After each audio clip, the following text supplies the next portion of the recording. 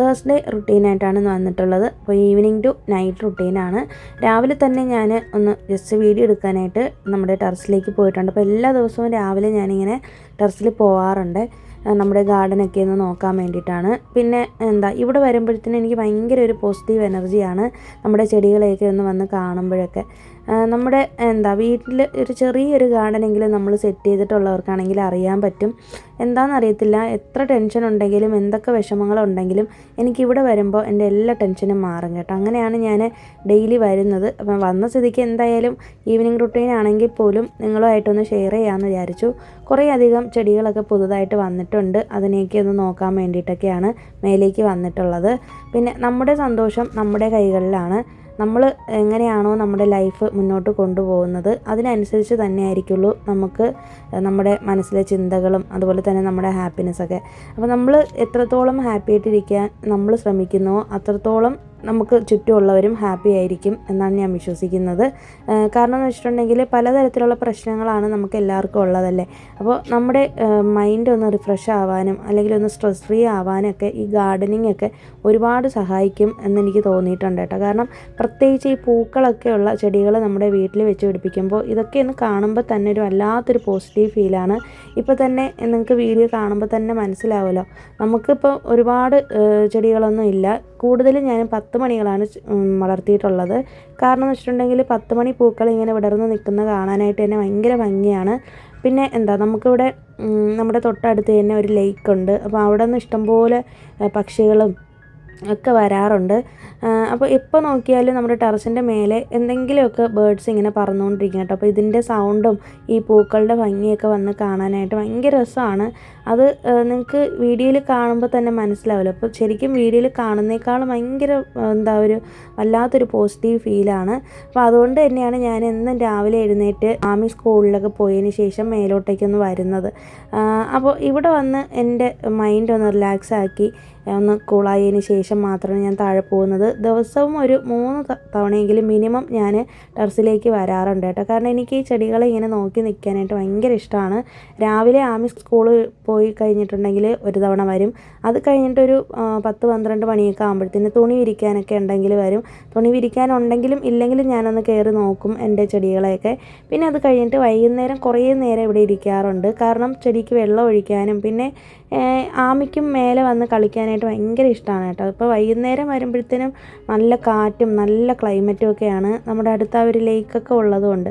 പിന്നെ ഈ കാണുന്നില്ലേ, ഇത് കാളവണ്ടിയിൽ ഇവിടെ ചെടികൾ വിൽക്കാനായിട്ട് കൊണ്ടുപോകും. അതാണ് ശരിക്കും ഞാൻ വീഡിയോ എടുത്തപ്പോഴത്തേനും കറക്റ്റായിട്ട് കിട്ടിയില്ലായിരുന്നു. ഞാനിപ്പോൾ ശരിക്കും ഉച്ചയൊക്കെ ആയപ്പോഴത്തേനാണ് ഇങ്ങോട്ട് കയറിയിട്ടുള്ളത്. ഇതുപോലെ തുണിയും കൂടെ വിരിക്കാനായിട്ടുണ്ടായിരുന്നു. അങ്ങനെ ഞാൻ മേലേക്ക് കയറി വന്ന സ്ഥിതിക്ക് എന്തായാലും കഴുകിയിട്ടിട്ടുള്ള തുണികളും കൂടി വിരിക്കാമെന്ന് പറഞ്ഞിട്ടാണ് വന്നത്. പിന്നെ ഞാൻ വൈകുന്നേരമാണ് വീഡിയോ എടുത്തിട്ടുള്ളത്. അപ്പോൾ ഇന്നത്തെ ദിവസം ഹസ്ബൻഡ് ഓഫീസിൽ പോകുന്ന ദിവസമാണ്. അപ്പോൾ അതുകൊണ്ട് തന്നെ എന്തായാലും ഡിന്നർ കഴിക്കാനായിട്ട് വീട്ടിൽ നിന്ന് കൊണ്ടുപോകും. അതിന് വേണ്ടിയിട്ട് ചപ്പാത്തി ഉണ്ടാക്കാനായിട്ട് ഞാൻ മാവൊക്കെ ഒന്ന് കുഴച്ച് വയ്ക്കാമെന്ന് വിചാരിച്ചു. ഒരു 3 മണിയൊക്കെ ആകുമ്പോഴത്തേനും തന്നെ ഞാൻ മാവ് ഒന്ന് ഇതാക്കി വെച്ചേക്കും. 5:30ക്കാണ് ഹസ്ബൻഡ് പോകുന്നത്. അപ്പോൾ അതിന് മുന്നേ തന്നെ ചപ്പാത്തി ഒക്കെ ഉണ്ടാക്കണം. ഇതിനിടയിൽ ആമി സ്കൂൾ വിട്ട് വരും കേട്ടോ. ഒരു 3:30-4 മണിയൊക്കെ ആകുമ്പോഴത്തേനും അവൾ സ്കൂൾ വിട്ട് വരും. അപ്പോൾ എന്തായാലും അവൾ സ്കൂളിൽ നിന്ന് വരുന്നതിന് മുന്നേ അവൾക്ക് എന്തെങ്കിലും ഒരു ഈവനിങ് സ്നാക്ക് എനിക്ക് ചെയ്യണം. ഒന്നുകിൽ പുറത്തുനിന്ന് മേടിക്കുന്ന സ്നാക്സ് എന്തെങ്കിലുമൊക്കെ കാണും, ഇല്ലെങ്കിൽ ഫ്രൂട്ട്സ് കാണും. മിക്കവാറും ഞാൻ അവൾക്ക് എൻ്റെ കൈ കൊണ്ട് തന്നെ എന്തെങ്കിലും ഉണ്ടാക്കി കൊടുക്കാനായിട്ട് ശ്രമിക്കാറുണ്ട്. കാരണം എനിക്കത് ഭയങ്കര ഇഷ്ടമാണ്. മക്കൾ സ്കൂൾ വിട്ട് വരുമ്പോൾ നമ്മളെ ഇങ്ങനെ പ്രതീക്ഷിച്ചിരിക്കുമല്ലോ. പ്രത്യേകിച്ച് ആമിയുടെ ഒരു സ്വഭാവം എന്ന് വെച്ചിട്ടുണ്ടെങ്കിൽ സ്കൂൾ വിട്ട് വന്നു കഴിഞ്ഞാൽ എന്നെ അവൾക്ക് അപ്പം തന്നെ കാണണം. പിന്നെ ഇതുപോലെ എന്തെങ്കിലുമൊക്കെ സ്പെഷ്യൽ ഉണ്ടാക്കി വെക്കും എന്നുള്ള പ്രതീക്ഷയിലാണ് അവൾ വരുന്നത്. നമ്മുടെയൊക്കെ കുട്ടിക്കാലത്ത് അങ്ങനെയൊന്നും ഇങ്ങനെ പ്രതീക്ഷിച്ച് അങ്ങനെ വരാൻ വേണ്ടിയിട്ട് അല്ലെങ്കിൽ ഇങ്ങനെ ഉണ്ടാക്കി വയ്ക്കാനായിട്ട് അങ്ങനെയൊന്നും ഒരുപാട് അങ്ങനെയൊന്നും നമ്മുടെ വീട്ടിലൊന്നും ഇല്ലായിരുന്നു. എൻ്റെ വീട്ടിലില്ലായിരുന്നു. പ്രത്യേകിച്ച് എൻ്റെ വീട്ടിൽ ഞാൻ ഈവനിങ് സ്കൂൾ വിട്ട് വന്ന് കഴിഞ്ഞാൽ ആദ്യം ചോറാണ് കഴിക്കുന്നത്. ഉച്ചക്കലത്തെ ചോറും കറികളും ഒക്കെയാണ് കഴിക്കുന്നത്. കാരണം കൂടുതലും സ്കൂളിലത്തെ കഞ്ഞിയായിരിക്കും കുടിക്കുന്നത്. ഞാൻ ഗവൺമെൻറ് സ്കൂളിൽ പഠിച്ച ഒരാളാണ്. അപ്പം സ്കൂളിൽ ഉച്ചയ്ക്ക് ചോറൊന്നും കൊണ്ടുപോകാറില്ല. അന്നൊക്കെ നമുക്ക് സ്കൂളിൽ നിന്ന് കഞ്ഞി കിട്ടുമല്ലോ.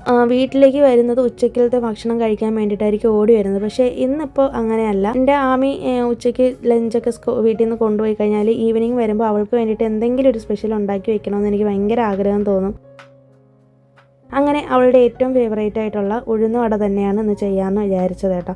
അതിന് വേണ്ടിയിട്ട് ഞാൻ ഇതൊക്കെ സവോളയും പച്ചമുളകും ഒക്കെ ഒന്ന് കട്ട് ചെയ്ത് വെക്കുന്നുണ്ട്. പിന്നെ അതിനിടയിൽ ഹസ്ബൻഡിന് ഓഫീസിൽ കൊണ്ടുപോകാൻ വേണ്ടിയിട്ടുള്ള പൊട്ടറ്റോ കറിയും കൂടി ചെയ്യാനായിട്ട് പൊട്ടറ്റോയും അതിന് വേണ്ടിയിട്ടുള്ള സവോള എല്ലാം ക്ലീൻ ചെയ്തെടുത്തു. ഞാൻ ഈ പൊട്ടറ്റോ കറിയൊക്കെ ഒരുപാട് വീഡിയോയിൽ ഷെയർ ചെയ്തിട്ടുള്ളതാണ്, അതുകൊണ്ടാണ് ഞാനിപ്പോൾ പ്രത്യേകിച്ചൊന്നും പറയാത്തത്. ഇത് ഈസി ആയിട്ട് ചെയ്യാൻ പറ്റുന്നൊരു കറിയും കൂടിയാണ്. കുക്കറിലിട്ടിട്ടാണ് ചെയ്യുന്നത്. സവോളയുടെ കൂടെ മസാല എല്ലാം കൂടി ഒന്ന് വഴറ്റിയിട്ട് പൊട്ടറ്റോയും കൂടി ഇട്ടിട്ട് 4-5 വിസിൽ കേൾപ്പിച്ചാൽ നമ്മുടെ പൊട്ടറ്റോ കറി റെഡിയാവും. ഞാൻ വിശദമായിട്ട് റെസിപ്പീസ് ഒന്നും പറയുന്നില്ല കേട്ടോ. പിന്നെ ഈ ഉഴുന്നുവട ശരിക്കും ഞാൻ കുറേ തവണ ട്രൈ ചെയ്തതിന് ശേഷം ശരിയായിട്ട് വന്നിട്ടുള്ളൊരു റെസിപ്പിയും കൂടിയാണ്. പിന്നെ ആമിയുടെ ഫേവറേറ്റ് ആയതുകൊണ്ട് തന്നെ ഞാൻ ഇടയ്ക്കിടയ്ക്ക് ഇത് ഉണ്ടാക്കാനായിട്ട് ട്രൈ ചെയ്യുമായിരുന്നു. ആദ്യമൊക്കെ ചെയ്യുമ്പോൾ ശരിയാവാത്തത് കൊണ്ട് ബോണ്ടയുടെ ഷേപ്പിലാണ് ഉണ്ടാക്കി കൊടുത്തുകൊണ്ടിരുന്നത്. ഇപ്പോൾ ചെയ്ത് അത് എക്സ്പേർട്ടായി. ഇപ്പോൾ എനിക്ക് ഭയങ്കര ഇഷ്ടമാണ്. ഇടയ്ക്കിടയ്ക്ക് ഇങ്ങനെ ഉഴുന്നുവട ഉണ്ടാക്കാറുണ്ട്. പിന്നെ നമ്മുടെ ലൈഫിൽ പലതരത്തിലുള്ള ആൾക്കാർ വന്നിട്ട് പല അഭിപ്രായങ്ങൾ പറയാനായിട്ട് നിൽക്കുകയല്ലേ. അപ്പോൾ എല്ലാത്തിനും നമ്മൾ മറുപടി കൊടുത്തുകൊണ്ടിരിക്കേണ്ട കാര്യമൊന്നുമില്ല. ചിലപ്പോൾ നമ്മുടെ വളർച്ചയിൽ നല്ലത് പറയുന്നവരും മോശം പറയുന്നവരും ഒക്കെ കാണുമല്ലേ. അപ്പോൾ എന്നെ സംബന്ധിച്ച് എനിക്കും പെട്ടെന്ന് ഇങ്ങനെ ആരെങ്കിലും എന്തെങ്കിലും ഒരു നെഗറ്റീവ് പറയുക അല്ലെങ്കിൽ നമ്മളെ ഇങ്ങനെ തളർത്തുന്ന രീതിയിലുള്ള സംസാരമൊക്കെ ഉണ്ടാകുമ്പോൾ ഞാൻ പെട്ടെന്ന് ഇതായി പോകുന്ന ഒരാളാണ്, ഡൗണായി പോകുന്ന ഒരാളാണ്. പിന്നെ എനിക്ക് കുറച്ച് ദിവസത്തേക്ക് അത് എന്നെ ഇങ്ങനെ മൈൻഡിൽ കിടക്കും. പിന്നെ ജോലികളൊന്നും ചെയ്യാനോ അല്ലെങ്കിൽ ഞാൻ ചെയ്തുകൊണ്ടിരുന്ന വർക്കിൽ എനിക്ക് കോൺസെൻട്രേറ്റ് ചെയ്യാനോ ഒന്നും പറ്റില്ല. ശരിക്കും ഇപ്പോൾ ആ ഒരു സ്വഭാവം മാറി വരുന്നുണ്ട്. ഭയങ്കരമായിട്ട് എനിക്ക് ഡിസ്റ്റർബ്ഡ് ആവും. പക്ഷേ ഇപ്പോൾ ഞാൻ അതുകൊണ്ട് ചെയ്യുന്നത് ഒരുപാട് അങ്ങോട്ട് ആളുകളുമായിട്ട് കമ്മ്യൂണിക്കേറ്റ് ചെയ്യാനായിട്ട് നിൽക്കാറില്ല കേട്ടോ. നമ്മൾ എന്തെങ്കിലും ചോദിക്കുകയാണെങ്കിൽ അതിനുള്ള മറുപടി മാത്രം പറയുന്നു. അല്ലാതെ അതിൽ പരമായിട്ട് അല്ലെങ്കിൽ അതിനപ്പുറത്തേക്ക് കൂടുതലായിട്ടുള്ളൊരു കമ്മ്യൂണിക്കേഷൻ ഞാൻ ആരുമായിട്ടും ഇപ്പോൾ വയ്ക്കാറില്ല. കാരണം എൻ്റെ മൈൻഡ് ഓക്കെ ആവാത്ത കാര്യങ്ങളായിരിക്കും അവരുടെയൊക്കെ വായിൽ നിന്ന് വരുന്നതെന്ന് എനിക്കറിയാം. അപ്പോൾ നമ്മുടെയൊക്കെ ലൈഫിൽ നമ്മളെ റൂൾ ചെയ്യാനും അല്ലെങ്കിൽ നമ്മളെ ജഡ്ജ് ചെയ്യാനൊക്കെ ഇഷ്ടംപോലെ ആളുകൾ വരും. പക്ഷേ നമ്മൾ എന്താണെന്നുള്ളത് നമുക്കറിയാമല്ലോ. അപ്പോൾ നമ്മൾ ആ ഒരു രീതിക്ക് തന്നെ മുന്നോട്ട് പോയാൽ മതി എന്ന് തന്നെയാണ് എൻ്റെ ഒരു അഭിപ്രായം. പിന്നെ നമുക്ക് എല്ലായ്പ്പോഴും എല്ലാവരുടെയും സപ്പോർട്ട് കിട്ടിയെന്ന് വരത്തില്ല. ലൈഫിൽ എപ്പോഴെങ്കിലും ഒരു തവണയെങ്കിലും നമ്മൾ ഒറ്റപ്പെട്ട് നിൽക്കുന്ന ഒരു അവസ്ഥയിലേക്ക് നമ്മൾ വരും. നമുക്ക് ആരുടെയും ഒരു ഹെൽപ്പില്ലാതെ നമ്മൾ ഒറ്റയ്ക്കാവുന്നൊരവസ്ഥയിലോട്ട് നമ്മൾ പോവും. ആ സമയത്തൊക്കെ നമ്മൾ ഒരുപാട് അങ്ങ് തളർന്നു പോകുന്നൊരു സിറ്റുവേഷൻ വരുമല്ലേ. അപ്പോൾ അതുകൊണ്ട് എപ്പോഴും ആരൊക്കെ കൂടെ ഉണ്ടെങ്കിലും നമ്മൾ ഒറ്റയ്ക്കാണെന്നുള്ളൊരു ചിന്ത എപ്പോഴും നമ്മുടെ മനസ്സിലുണ്ടായിരുന്നാൽ നമുക്ക് ഏത് സ്റ്റേജിലും പിടിച്ച് നിൽക്കാൻ പറ്റുമെന്നാണ് തോന്നുന്നത്. ഞാനിത് പറയാനുള്ള കാരണം എനിക്കിങ്ങനെ നമ്മുടെ കല്യാണം ഇങ്ങനെ ആലോചന വന്നത് ബ്രോക്കർ വഴി ആണ് വന്നത്. അപ്പോൾ ഇങ്ങനെ ചെന്നൈയിലാണ് വീട്, ഇതുപോലെ ചെന്നൈയിൽ നിന്നുള്ള ആലോചനയാണെന്ന് പറഞ്ഞപ്പോഴത്തേനും ഒരുപാട് പേര് എതിർപ്പ് പറഞ്ഞു കേട്ടോ.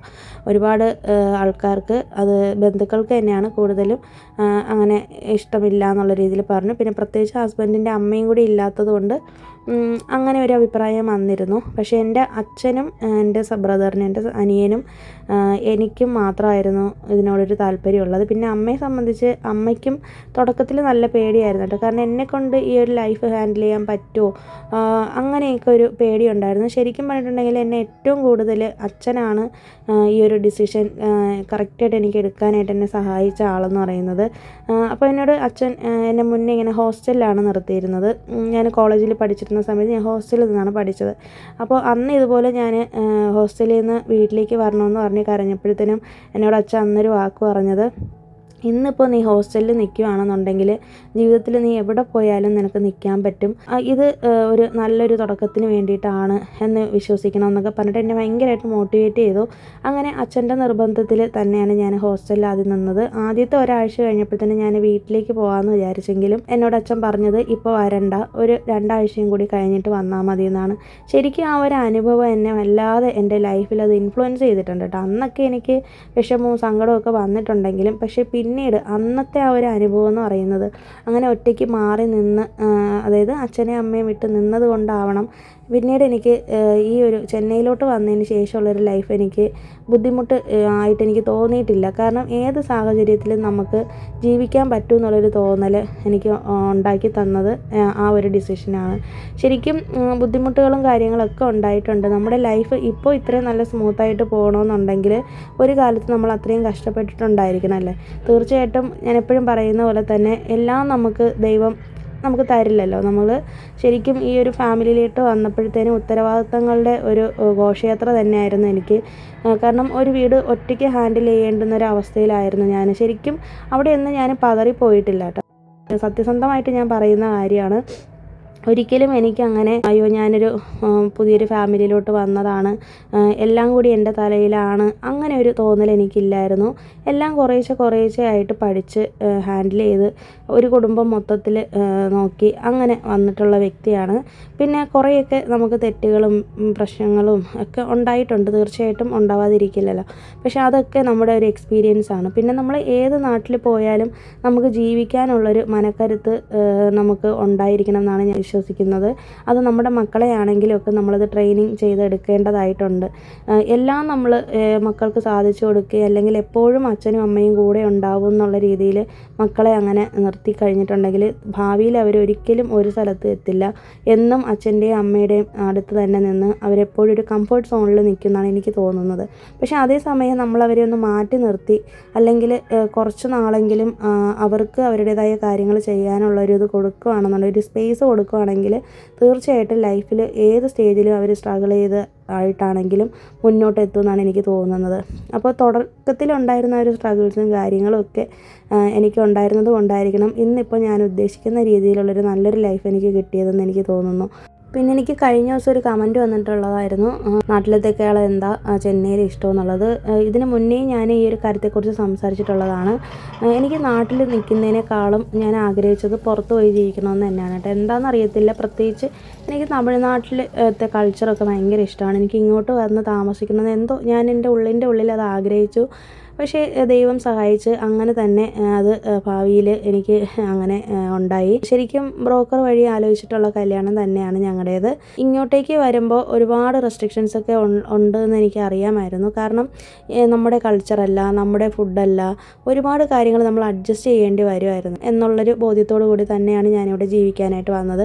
പക്ഷേ എന്നെ സംബന്ധിച്ചിടത്തോളം ഏത് നാട്ടിലും ജീവിക്കാനുള്ളൊരു മനക്കരുത്ത് എനിക്ക് എൻ്റെ അച്ഛൻ ഉണ്ടാക്കി തന്നിട്ടുണ്ടായിരുന്നു. പിന്നെ പ്രത്യേകിച്ച് ആഹാരത്തിൻ്റെ കാര്യത്തിൽ അച്ഛൻ എപ്പോഴും പറയുമായിരുന്നു എന്നോട്, ഒരിക്കലും ഏതൊരു ആഹാരവും നമ്മൾ റെസ്പെക്റ്റ് ഇല്ലാതെ സംസാരിക്കരുത്, അത് കൊള്ളില്ല, ഇത് കൊള്ളില്ല, അല്ലെങ്കിൽ അതായത് നമുക്ക് കഴിക്കാൻ കൊള്ളാവുന്ന ഏതൊരു ആഹാരവും നമ്മൾ നിന്ദിക്കാനായിട്ട് പാടില്ല എന്ന് പറയുമായിരുന്നു. അതുകൊണ്ട് തന്നെ എനിക്ക് ഭക്ഷണത്തിൻ്റെ കാര്യത്തിൽ അങ്ങനെ ഒരു പ്രശ്നമില്ല. എനിക്കും പ്രശ്നമില്ല, എൻ്റെ അനിയനും പ്രശ്നമില്ല. ഞങ്ങൾക്കിങ്ങനെ ഫേവറേറ്റ് ഫുഡായിട്ട് അങ്ങനെയൊന്നും ഞങ്ങളെ ശീലിപ്പിച്ചിട്ടില്ല കേട്ടോ എൻ്റെ അച്ഛനും അമ്മയൊന്നും. ചിലർക്കൊക്കെ ഇങ്ങനെ സ്പെഷ്യലായിട്ട് ഫിഷൊക്കെ ആണെങ്കിലും മീറ്റൊക്കെ ആണെങ്കിലൊക്കെ ഇത് കഴിക്കുമോ ഇത് കഴിക്കില്ല അങ്ങനെയൊക്കെ ഉണ്ടല്ലോ ചിലർക്കൊക്കെ. പക്ഷേ ഞങ്ങൾക്ക് രണ്ടുപേർക്കും, എന്നെ എൻ്റെ അനിയനെയും, അത് കുഞ്ഞിലേ തന്നെ ട്രെയിനിങ് ചെയ്ത് തന്നിട്ടുള്ള കാര്യമാണ്. ആഹാര കാര്യത്തിൽ അങ്ങനെ ഒരു വേർതിരിവ് കാണിക്കരുതെന്ന് പറഞ്ഞു തന്നിട്ടുണ്ടായിരുന്നു. പിന്നെ സാഹചര്യങ്ങളോട് പൊരുത്തപ്പെടാനായിട്ട് എന്നെ ഏറ്റവും കൂടുതൽ സഹായിച്ചത് എൻ്റെ ഹോസ്റ്റൽ ലൈഫ് തന്നെയാണ്. എൻ്റെ അച്ഛനാണ് എന്നെ ഏറ്റവും കൂടുതൽ അങ്ങനെ ഒരു ട്രെയിനിങ് തന്നിട്ടുള്ളത്. എനിക്കത് എപ്പോഴും ഞാനത് ചിന്തിക്കാറുണ്ട്. അച്ഛൻ അന്ന് പല കാര്യങ്ങളും ഞങ്ങൾക്ക് വേണ്ടിയിട്ട് തീരുമാനങ്ങൾ എടുക്കുകയും ഞങ്ങളെ അതിനനുസരിച്ച് വളർത്തുകയും ചെയ്തതുകൊണ്ടാണ് ഇന്നിപ്പോൾ ഏത് സാഹചര്യത്തിലും ഞങ്ങൾക്ക് പിടിച്ചു നിൽക്കാനായിട്ട് പറ്റുന്നത്.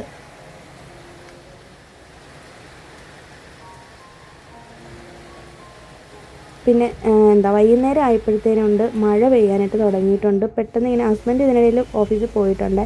ഓഫീസിൽ പോയതിന് ശേഷം ഞാനിങ്ങനെ മേലോട്ട് പോയപ്പോഴത്തേനുണ്ട് അടിപൊളിയായിരുന്നു ക്ലൈമറ്റ് കാണാനായിട്ട്. കാർമേഘമൊക്കെ ഇങ്ങനെ മൂടിക്കെട്ടി. ഞാൻ ഫസ്റ്റ് ടൈമാണ് ഇങ്ങനെ നമ്മുടെ ചെന്നൈയിലെ മഴ ഇങ്ങനെ കാണുന്നത്. നല്ല രസമായിരുന്നു വീഡിയോ എടുത്തപ്പോൾ. ഞാൻ എഡിറ്റ് ചെയ്യാനിരുന്നപ്പോഴും ഒക്കെ എനിക്ക് ഭയങ്കര ഒരു സന്തോഷം തോന്നി. കാരണം അത്രയ്ക്ക് നല്ല രസമായിരുന്നു കേട്ടോ കാണാനായിട്ട്. ആ മൂടിക്കെട്ടിയ കാർമേഘം മൊത്തം മഴയായിട്ട് പെയ്തങ്ങ് പോയി. എനിക്കിങ്ങനെ മഴയുടെ സൗണ്ട് കേൾക്കാനും കിളികളുടെ ശബ്ദം കേൾക്കാനും ഒക്കെ പ്രകൃതിയോടൊക്കെ ഇണങ്ങി നിൽക്കാനായിട്ട് ഇഷ്ടമുള്ള ഒരാളാണ് ഞാൻ. അതുകൊണ്ട് തന്നെ മഴയൊക്കെ എവിടെ കണ്ടാലും പെട്ടെന്ന് പോയിട്ട് വീഡിയോയും ഫോട്ടോയൊക്കെ എടുക്കുന്ന ഒരാളാണ് ഞാൻ. അപ്പോൾ അതുകൊണ്ട് തന്നെ ആമിയെയും ഞാൻ അതൊക്കെ ശീലിപ്പിക്കുകയാണ്. മക്കൾ എല്ലാം നമ്മൾ മക്കളെ അറിയിച്ച് തന്നെ വളർത്തണം. പ്രകൃതിയോട് ഇണങ്ങി ചേർന്ന് വളരാൻ തന്നെ അവരെ നമ്മൾ അനുവദിക്കുകയും വേണം. ഇതൊക്കെ ആസ്വദിക്കാനായിട്ട് നമുക്ക് എപ്പോഴും കഴിഞ്ഞെന്ന് വരില്ല. ചിലപ്പോൾ നമ്മുടെ സങ്കടത്തിലോ അല്ലെങ്കിൽ സന്തോഷത്തിലോ ഒക്കെ ആയിരിക്കും ക്ലൈമറ്റിലുണ്ടാകുന്ന ചേഞ്ച് നമ്മളെ വല്ലാതെ അങ്ങ് സ്വാധീനിക്കുന്നതല്ലേ. എനിക്കങ്ങനെ എപ്പോഴും തോന്നാറുണ്ട്. പിന്നെ അത് കഴിഞ്ഞിട്ട് പെട്ടെന്ന് തന്നെ മഴ തോർന്നു കേട്ടോ. ഇത്രയും വലിയൊരു മഴ പെയ്തെങ്കിലും പെട്ടെന്ന് തന്നെ അത് തോർന്നു. പിന്നെ അതിനുശേഷം ഞാൻ പോയിട്ട് ദേഹമൊക്കെ ഒന്ന് കഴുകിയിട്ട് വന്നു. ഞാൻ വൈകുന്നേരം വിളക്ക് കൊളുത്തുന്ന ദിവസങ്ങളിൽ ഒന്നുകിൽ ദേഹം കഴുകും, ഇല്ലാന്നുണ്ടെങ്കിൽ തല കുളിക്കും. ഇന്നിപ്പോൾ ഞാൻ തല കുളിച്ചിട്ടില്ല, ചെറിയൊരു കോൾഡ് ഉണ്ട്. മാത്രമല്ല ഞാൻ രാവിലെ കുളിച്ചതാണ്, തല കുളിച്ചതുകൊണ്ട് വൈകുന്നേരം ഞാൻ എന്തായാലും ദേഹം മാത്രം കഴുകാമെന്ന് വിചാരിച്ചിട്ടോ. അങ്ങനെ ദേഹമൊക്കെ കഴുകി ഡ്രസ്സൊക്കെ ചേഞ്ച് ചെയ്തിട്ട് വന്നിട്ട് ഞാൻ വിളക്കൊക്കെ ഒന്ന് തുടച്ചൊക്കെ എടുക്കുന്നുണ്ട്. ഇന്നിപ്പോൾ എന്തായാലും എനിക്ക് വിളക്ക് ക്ലീൻ ചെയ്യേണ്ട ആവശ്യമില്ല. ഇന്നിപ്പോൾ തേഴ്സ്ഡേ ആണ്, അധികം അങ്ങനെ അഴുക്കൊന്നും വന്നിട്ടില്ല. പിന്നെ വൈകുന്നേരവും രാവിലെയും ഞാൻ വിളക്ക് വയ്ക്കാറുണ്ട്. നിങ്ങൾക്കറിയാമല്ലോ, ഞാൻ ചൊവ്വ വെള്ളി ദിവസങ്ങളിൽ രാവിലെയും അതുപോലെ തന്നെ വൈകുന്നേരങ്ങളിലും ഡെയിലി വിളക്ക് വയ്ക്കാറുണ്ട്. ഇപ്പോൾ കർക്കിടക മാസം ആയതുകൊണ്ട് രാവിലെയും വൈകുന്നേരവും ഡെയിലി വിളക്ക് വയ്ക്കാറുണ്ട്. പിന്നെ ഹസ്ബൻഡ് പോയതിന് ശേഷമാണ് വിളക്ക് വെച്ചത്. ശരിക്കും ഒരു 5:30 മണിക്ക് ഒക്കെ വിളക്ക് വയ്ക്കുന്നത് ഏറ്റവും നല്ലതാണ് കേട്ടോ. എപ്പോഴും സൂര്യൻ അസ്തമിക്കുന്നതിന് മുന്നേയും അതുപോലെ തന്നെ സൂര്യൻ ഉദിക്കുന്നതിന് മുന്നേയും വിളക്ക് വയ്ക്കണമെന്നാണ് പറയുന്നത്. ഞാനിന്ന് 6 മണിക്കാണ് വിളക്ക് വെച്ചിട്ടുള്ളത്. എന്നും ഞാൻ വൈകുന്നേരം 6 മണിക്ക് തന്നെയാണ് വിളക്ക് വയ്ക്കുന്നത്. ഒന്നുകിൽ 6 അല്ലെങ്കിൽ 6:30 ആ ഒരു ടൈമിലാണ് കേട്ടോ. പിന്നെ വൈകുന്നേരം വിളക്ക് കൊളുത്തിയിട്ട് ആമിയും കൂടിയൊക്കെ ഒന്ന് പ്രാർത്ഥിച്ചു. അതിനുശേഷം വീട്ടിലൊക്കെ ഒന്ന് ലൈറ്റ്സൊക്കെ ഒന്ന് ഓൺ ചെയ്തിടാമെന്ന് വിചാരിച്ചു. നമ്മുടെ വീട്ടിനുള്ളിൽ എപ്പോഴും വൈകുന്നേരം സമയങ്ങളിൽ എല്ലാ ലൈറ്റ്സും ഓൺ ചെയ്തിടുമ്പോഴത്തേനും നല്ലൊരു പ്രകാശമായിരിക്കും. അതൊക്കെ കാണാൻ തന്നെ നല്ലൊരു പോസിറ്റീവ് വൈബ്രേഷനാണ് വീടിനുള്ളിൽ. എത്രത്തോളം ലൈറ്റ്സ് നമ്മുടെ വീട്ടിലുണ്ടോ അതെല്ലാം ഓൺ ചെയ്ത് ഇട്ടേക്കണം കേട്ടോ. പിന്നെ മാത്രമല്ല, വൈകുന്നേരം ആണെങ്കിലും രാവിലെ ആണെങ്കിലും വീട്ടിനുള്ളിൽ വിളക്ക് കൊളുത്തുന്ന സമയത്ത് നമ്മുടെ ഫ്രണ്ടിലുള്ള ഡോർ എപ്പോഴും തുറന്നിട്ടേക്കണം. കാരണം മഹാലക്ഷ്മി കയറി വരുന്നത് മുന്നിലത്തെ അതിലൂടെയാണെന്ന് പറഞ്ഞു കേട്ടിട്ടുണ്ട്. അപ്പോൾ അതുകൊണ്ട് തന്നെ എപ്പോഴും നമ്മുടെ ഫ്രണ്ടിലുള്ള ഡോറ് തുറന്നിട്ടതിന് ശേഷമാണ് നമ്മൾ വിളക്ക് കൊളുത്തേണ്ടത്. പിന്നെ ഒരു 4-5 മണിയൊക്കെ ആകുമ്പോൾ തന്നെ വീടിനുള്ളിൽ അടിച്ചു വാരാനും തുടയ്ക്കാനൊക്കെ ഉണ്ടെങ്കിൽ അതൊക്കെ ചെയ്യണം. സന്ധ്യാനേരത്ത് നമ്മൾ ചൂലും എടുത്തിട്ട് അങ്ങനെ നിൽക്കാനൊന്നും പാടില്ല. അങ്ങനെ കുറച്ച് കാര്യങ്ങളൊക്കെ, ബേസിക്കായിട്ടുള്ള കുറച്ച് കാര്യങ്ങളൊക്കെ ഉണ്ടല്ലോ, അതൊക്കെ എല്ലാവർക്കും അറിയാവുന്നതായിരിക്കും. അപ്പോൾ അതൊക്കെ നേരത്തെ ചെയ്ത് സെറ്റാക്കി വെച്ചേക്കണം. പിന്നെ വിളക്ക് എല്ലാ ദിവസവും കഴുകുന്നതാണ് ഏറ്റവും നല്ലത്. ഞാൻ അങ്ങനെ കഴുകാറില്ല, ഞാൻ പറഞ്ഞല്ലോ, നേരത്തെയൊക്കെ അങ്ങനെ ചെയ്യുമായിരുന്നു. ഇപ്പോൾ അങ്ങനെ ചെയ്യാറില്ല. കാരണം നന്നായിട്ട് അഴുക്കുണ്ടായി എന്ന് തോന്നുമ്പോൾ മാത്രമാണ് ഞാൻ കഴുകുന്നത്. 2 ദിവസത്തിലൊരിക്കലൊക്കെ ആയിരിക്കുള്ളൂ കഴുകുന്നത്. പിന്നെ ഇതിനിടയിൽ കുറേ നാളുകൾക്ക് ശേഷം നമ്മുടെ ഗ്രൈൻഡർ ഞാൻ എടുത്തുകൊണ്ട് വന്ന് ഓൺ ചെയ്ത് വെച്ചിട്ടുണ്ട്. കുറേ നാളായി. അതുകൊണ്ട് തന്നെ ഷെൽഫിനകത്താണ് ഇരുന്നത് കേട്ടോ. കുറച്ച് പാറ്റയുടെയൊക്കെ ശല്യമുണ്ട് ഇവിടെ. അതുകൊണ്ട് തന്നെ നന്നായിട്ട് കഴുകി തുടച്ചിട്ടൊക്കെയാണ് ഞാൻ ഗ്രൈൻഡർ യൂസ് ചെയ്തത്. പിന്നെ എപ്പോഴും വിചാരിക്കും, പിന്നെ എനിക്ക് മടിയാണ്, ഞാൻ ഈ ഗ്രൈൻഡർ എടുത്തിട്ട് മേലോട്ടേക്ക് പൊക്കിക്കൊണ്ട് വയ്ക്കുമ്പോഴത്തേനും തന്നെ എനിക്ക് വയറിനൊക്കെ ഭയങ്കര വേദനയായിട്ട് തോന്നും. കാരണം ഒരുപാട് വെയിറ്റ് എടുക്കാനായിട്ട് പറ്റില്ല എന്നെക്കൊണ്ട്. അതുകൊണ്ട് തന്നെ ഞാൻ അതങ്ങനെ യൂസ് ചെയ്യാറില്ല. സാധാരണ എനിക്ക് ഹസ്ബൻഡാണ് എനിക്കിതൊക്കെ എടുത്ത് വെച്ച് തരുന്നത്. ഞാൻ ശരിക്കും ഹസ്ബൻഡിനോട് പറഞ്ഞില്ലായിരുന്നു, ഓഫീസിൽ പോകാനുള്ള തിരക്കിനിടയിൽ പറയാനായിട്ട് വിട്ടുപോയതാണ്. അങ്ങനെ ദോശയ്ക്കൊക്കെ അരയ്ക്കാനായിട്ട് ഇട്ടിട്ടുണ്ടായിരുന്നു, അതൊക്കെ ഒന്ന് അരച്ച് വെച്ചു. പിന്നെ അത് കഴിഞ്ഞിട്ട് ആമിയെ പഠിപ്പിക്കാനായിട്ട് ഇരിക്കുന്നുണ്ട്. ആമിയുടെ പഠിത്ത കാര്യത്തിൽ അങ്ങനെ ഭയങ്കരമായിട്ട് സ്ട്രിക്റ്റായിട്ട് ഫോളോ ചെയ്യുന്ന പാരൻസ് അല്ല ഞങ്ങൾ 2 പേരും. അവൾക്ക് എപ്പോഴും ചിലപ്പോൾ പഠിക്കാനുള്ളൊരു മൂഡ് കാണത്തില്ല കേട്ടോ. അവളുടെ മൂഡിനനുസരിച്ച് മാത്രമാണ് ഞാൻ അവളെ പഠിപ്പിക്കുന്നത്. ഞാൻ തന്നെയാണ് അവളെ പഠിപ്പിച്ചൊക്കെ കൊടുക്കുന്നത്. സ്പെഷ്യലായിട്ട് ഒരു ട്യൂഷനും ആമിയെ വിട്ടിട്ടില്ല. എനിക്കതിനോട് താല്പര്യമില്ല. കാരണം അങ്ങനെ ഇപ്പോൾ ഈ ഒരു ചെറിയ പ്രായത്തിലെ കുട്ടികളെ അങ്ങനെ നമ്മളങ്ങോട്ട് ഫോഴ്സ് ചെയ്ത് പഠിപ്പിച്ചിട്ടുണ്ടെങ്കിൽ അവർ പഠിക്കില്ല കേട്ടോ. അങ്ങനെ ഒരുപാട് അങ്ങനെ പാരൻസ് അങ്ങനെ ചെയ്യുന്നത് ഞാൻ ശ്രദ്ധിച്ചിട്ടുണ്ട്. പക്ഷേ ഞങ്ങൾ 2 പേരും അങ്ങനെ ആമിയുടെ പഠിത്തത്തിന് വേണ്ടിയിട്ട് ഭയങ്കരമായിട്ട് ഫോഴ്സ് ചെയ്ത് അങ്ങനെ ചെയ്യുന്ന ആൾക്കാരല്ല. പിന്നെ ആമിയെ സംബന്ധിച്ചിടത്തോളം അവൾ മാക്സിമം ഒറ്റയ്ക്ക് പഠിക്കാനായിട്ട് ആഗ്രഹിക്കുന്നൊരു കുട്ടിയാണ്. ഞാനും ചെറുതിലെ ഇങ്ങനെ തന്നെ ആയിരുന്നു. ഞാൻ കോളേജൊക്കെ ആയപ്പോഴും ഇങ്ങനെ ആയിരുന്നു. മറ്റുള്ള കുട്ടികളെ പഠിപ്പിച്ച് ഞാനും കൂടി പഠിക്കുന്ന അങ്ങനത്തെ ഒരു സ്വഭാവം എനിക്കുണ്ടായിരുന്നു. അതേപോലെ തന്നെയാണ് ആമിയും ഇപ്പോൾ ചെയ്തുകൊണ്ടിരിക്കുന്നത്. ചില കാര്യങ്ങളൊക്കെ ആമി ചെയ്യുന്ന കാണുമ്പോൾ ഞാൻ ചെയ്യുന്നത് പോലെ എനിക്ക് തോന്നാറുണ്ട് കേട്ടോ. ഒരുപാട് കാര്യങ്ങൾ ഞാൻ കുഞ്ഞിലെ ചെയ്യുന്ന കാര്യങ്ങൾ പോലെ എനിക്ക് ഫീൽ ചെയ്യാറുണ്ട്. പിന്നെ ആമിയെ പഠിപ്പിച്ചൊക്കെ കഴിഞ്ഞതിന് ശേഷം ഞാൻ നേരെ വന്നിട്ട് പാത്രങ്ങളൊക്കെ കഴുകി. പിന്നെ നൈറ്റ് ഞാൻ ഇതുപോലെ സ്റ്റൗ നന്നായിട്ടൊന്ന് ക്ലീൻ ചെയ്തിട്ടാണ് കിടക്കുന്നത്. എല്ലാ ദിവസവും ചെയ്യാറില്ല. ഈ സ്റ്റൗ ക്ലീൻ ചെയ്യുന്നതും മുന്നേയൊക്കെ ആണെങ്കിൽ ഡെയിലി ചെയ്യുമായിരുന്നു കേട്ടോ. ഇപ്പം അങ്ങനെ ചെയ്യാറില്ല. കാരണം നന്നായിട്ട് അഴുക്ക് പിടിക്കുന്നു എന്ന് തോന്നുന്ന സമയത്ത് മാത്രമാണ് അതിൽ റിങ്ങൊക്കെ ഒന്നെടുത്ത് ക്ലീൻ ചെയ്യാറുള്ളൂ. ശരിക്കും പറഞ്ഞിട്ടുണ്ടെങ്കിൽ ആഴ്ചയിൽ ഒരു 2 ദിവസമൊക്കെ അതിൻ്റെ ആവശ്യം വരുള്ളൂ. പിന്നെ എല്ലാ ദിവസവും ജസ്റ്റ് നന്നായിട്ടൊന്ന് തുടച്ച് ഒന്ന് ക്ലീൻ ചെയ്തിട്ടിട്ടാണ് കിടക്കുന്നത്. പിന്നെന്താ, ആ ഒരു സ്റ്റൗ ഇരിക്കുന്നതിൻ്റെ പുറം ഭാഗത്തുണ്ടല്ലോ, അവിടെ വരുന്ന ടൈൽസും കൂടിയൊക്കെ ഒന്ന് ക്ലീൻ ചെയ്തെടുത്തു. പിന്നെ ഞാൻ ഇതിനിടയിൽ ഞങ്ങൾ രണ്ടുപേരും കൂടി, ഞാനും ആമിയും കൂടി ഡിന്നറൊക്കെ കഴിച്ചു. ചപ്പാത്തിയൊക്കെ ഉണ്ടായിരുന്നു. അതൊക്കെ കഴിച്ചതിന് ശേഷം കുടിക്കാനുള്ള വെള്ളമായിട്ട് റൂമിലേക്ക് പോകാനായിട്ടിരുന്നപ്പോഴത്തേനും ഉണ്ട് നമ്മുടെ ടി വിയിൽ പഴയ മൂവി ഓടുന്നുണ്ട്. ചന്ദ്രൻ ഉദിക്കുന്ന ദിക്കിൽ, പഴയ മൂവിയാണ്. ചുമ്മാ അതൊന്നൊരു 5 മിനിറ്റ് ഒന്ന് കണ്ടുകൊണ്ടിരുന്നു. അതിനുശേഷം ഞാനും ആമിയും കൂടി പോയി കിടക്കുകയാണ് ചെയ്തത്.